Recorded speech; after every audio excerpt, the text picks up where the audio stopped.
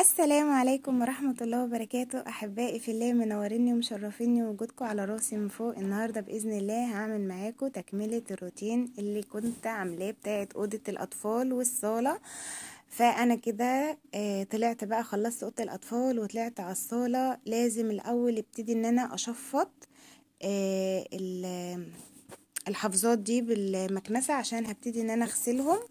بس بعد طبعا ما اكون خلصت غسيل هفضي البانيو هملاه ليهم تاني، وهتشوفوا كل ده معايا ان شاء الله. وطبعا عشان خاطر برضو زي ما انت اتعودتوا معايا من فوق لتحت كده، فببتدي ان انا برضو ازعف السقف. وابتديت بقى امسك كده انفض الركنة كويس جدا من التراب. برضو طبعا مكان ما بتزعفي طبعا في حاجات بتقع، فانتي نفضي الركنة دي. بصراحة شافت معايا الالوان كلها بتاعت الصيف وهي صيف وشتاء بصراحة، لان اكتر قعدتنا هنا في الصالة على الركنة دي. وابتديت ان انا برضو دي انا كنت شلت الاتنين البني وطبقتهم وحطيتهم في المطبخ. طبعا الحمام كان مزحوم جدا، اطباق وجرادل وكده مكان الغسيل والغسالات وكده، فما كانش ينفع نحطهم في الحمام، فطبقتهم كده وحطيتهم في المطبخ وكده. كنت بصوا بقى، شلت كده كله وزحت الركنة كلها في اليمة دي. هبتدي بقى ان انا اجي هنا على الشباك، ابتدي اشيل الستارة بالشكل ده عشان ابتدي اشوف ما وراء الطبيعة. طبعا الشباك ده الوحيد اللي نصفني بسبب البلاستيك ده. البلاستيك ده بقى ما بيدخلش حاجة خالص. بصوا بقى التراب يبدو اللي موجود اللي هو من بره من على الشارع تحت في القماش، انما الشباك بصوا انا فتحته ولا كأنه في حاجة. انا توبة ان انا بصراحة بعد ما اشيل المفرش اللي محطوط دلوقتي ان انا افكر احطه تاني، لانه ماليش اي 30 لازمة. بيكتم الشقة على الفاضي، وفي نفس الوقت بيدخل لي تراب برضو حاجات. اللي انتوا شفتوها معايا في الشبابيك اللي فاتت، هو ده الشباك الوحيد اللي نصفني. اه والله. يلا الحمد لله. فانا طبعا هنا ابتديت ان انا انفض الشباك كويس جدا. وهروح جايه بقى فرشه القماش ده تاني. القماش ده زي ما قلت لكم هو برضو الى حد ما بيحمي كتير جدا جدا ان التراب برضو ما يدخلش، يعني برغم ان هو بيدخل، انا بضحكش على نفسي يعني، بس مش عارفه بيدخل منين. نفسي اشوف له مكان. يلا الحمد لله. انا مقفله تقفيله ما يعلم بها الا ربنا، وبرضو بيخش بيعاندني. فابتديت كده بعد ما نفضت بقى الشباك، ابتديت ان انا اكنس، وبكنس طبعا الوزره دي لان بتبقى برضو لما تراب. وهبتدي بقى ان انا اجي كده واحده واحده. وبصوا شايفين التراب؟ شايفين التراب خفيف كده. وهبتدي بقى ان انا اكنس الجزئية دي. انا الصالة كنستها على 3 جزئيات. الجزئية دي اكنسها والم منها التراب، واروح جاية مسحاها وفرشة، وارجع الجزئية التانية اروح جاية لما منها التراب وكنسة التراب اللي هو الكتير اللي بيطلع ده، وبرضو مسحاها وفرشة.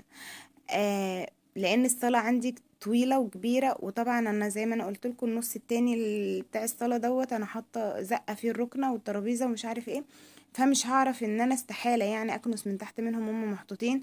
ده غير بقى اللي انا هوريهولكم من تحت الركنه. انا مش عارفه الناس اللي والله العظيم بجد بتزق وتمسح وتكنس وخلاص. اقلبوا الفرش يا جماعه هتلاقوا بلاوي، والله الفرش نفسه بيبقى عايز يتنضف من تحت زي الركنه الزرقاء كده ما انا وريتها لكم. وبرده الانتريه انا كنت برضو منفضه قلبه وبرضو منضفه.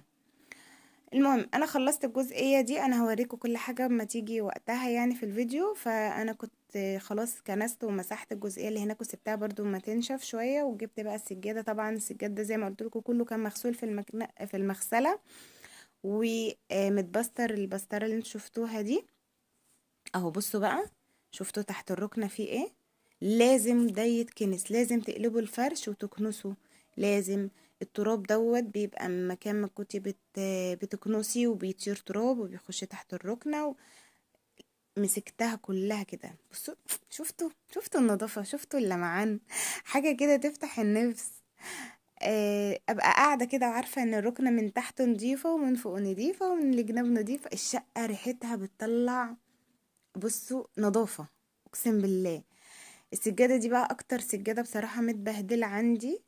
هي اصلا ساعه ما كانت جايه في جهازي انا ما كنتش يعني هي جايه يوم ما كنت صبحه موديه العزال الصبح، ما كنتش ولا هي لون اللي انا كنت عايزاه، ولا هي السجاده اللي انا كنت عايزاه. هو المقاس هو الوحيد اللي طلع صح فيها، وطبعا باظت وفيها حتت كده نقرت، فانا سايباها بقى اما تجيب اخرها خالص، وان شاء الله ابقى اغيرها. انا عندي سجاده زياده اللي هي سجاده الديك دي، بس المشكله انها كبيره، كبيره على المكان، ف مش هينفع، مش هتنفع خالص. انا كنت جايبه كل حاجه بمقاس، طبعا دي عشان النيش وهي في الصاله كده، فكانت جايه دي بمقاس بالظبط.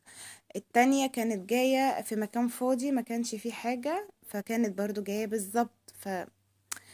فللاسف يعني مش هتنفع ان انا احطها في المكان ده بالذات، لان المكان ده زي ما انت شفتوا انا حاطه فيه النيش. ودي بقى السجاده الاخيره اللي هي بتاعت الجزء الصاله الاخير. برضو فكيتها اهوت، وبرضو هروح افرشها اهي. طبعا انا كنت شايله النص السجاده اللي هناك اللي هي الحمراء عشان خاطر، او النبيتي عشان خاطر دي بتيجي تحت دي اهي. بصوا كده بشدها كده. هي كانت السجاد في الاول كان مظبوط، بس انا لما جيت خرجت المطبخ شويه على الصاله، فكلت من الصاله حته، فكان هو السجاد كان مظبوط بالظبط، ما كانش في حاجه داخله تحت حاجه، فالزياده دي مكان ما انا كنت طلعت المطبخ شويه على الصاله. وهنا بقى ابتديت ان انا زي ما انت شفتوا كده افرش المفارش، وابتديت ان انا اظبط بقى الدنيا. الحاجات الرص الاخير ده بقى ده بيبقى متعة يا جماعة، بتبقي حاسة ان انت خلاص خلصتي بقى وده الفينش الاخير، بتبقى حاجة كده تحفة. وهو بالشكل ده كده، ايه الجمال ده، ايه النظافة دي، اخيرا اخيرا اخيرا نفسيتي هترتاح. انا ما كنت بشوف الصلاة بالمنظر الايام اللي فاتت دي كانت اعصابي بتتعب، وكنت ببقى متوترة توتر لا يعني مش طبيعي، لان الصالة دي دخلت باب شقتي اصلا، فكان شكلها صعب قوي. فبصوا بقى، الحمام بقى هو اللي لسه مشكلة، لسه مشكلة. بصوا، انا هنا كنت دخلت طبق غسيل اهو، ده هنشره في البلكونة دي، ولسه بقى هوريكم بقى الحمام بقى وما ادراكم الحمام. بصوا طبعا جردل المسيح ده لسه هيتظبط. وهنا كنت انا كنت خلصت الغسيل بس مليت البانيو ده عشان بقى الحافظات. هبتدي بقى اهوت، حطيت الاريال، وهحط كمان الكلور، وهوريكم بقى لما بنقع الحافظات بتبقى شكل المية ايه. انا اتصدمت، لا كانوا شايلين نيلة برغم ان انا مشفطاهم، وكانوا نضافوا حلوين. انا متوقعتش اللي هينزل منهم ده كله. المية لونها قلب بشكل مش طبيعي. طبعا دي هيتغير لها المية مرة واتنين وتلاتة لحد ما المية تنضف وتروق، عشان خاطر اتأكد ان هم نضفوا وبقوا يعني بقوا حلوين يعني. بصوا انا هنا الاتنين دول انا نقعتهم مع بعض، لان الاتنين دول بني، فنقعتهم مع بعض. التانية اللي هي الحمرا بقى اللي هي كنت حطاها عند الركنة دي هنقعها لوحدها لانها فاتحة، فبنقعها لوحدها. يعني انا كل حاجة شكل بعض بنقعها مع بعض. انما التانية دي مختلفة فتبقى لوحدها. بصوا بصوا بصوا، ما بتكة بس بصوا المية لونها عمل ازاي. يا نهار ابيض، إيه المية دي، ايه الشكل ده، بصوا حاجة زفت والله، شايلين مرار. وكده هكون بقى طلعت عشان انشر. طبعا كان الوقت ده المغرب أذن عليا، فطلعت بقى نشرت. وكنت خلاص كده خلصت وخلصت. اتمنى ان انتوا تدعموني في الفيديو وتقولوا لي رأيكم، كان الروتين عجبكم ولا لأ. في حفظ الله وامنه، استنوني في فيديو جديد وروتينات جديدة، ولسه ما خلصتش المطبخ والحمام، استنوني ان شاء الله. الى اللقاء.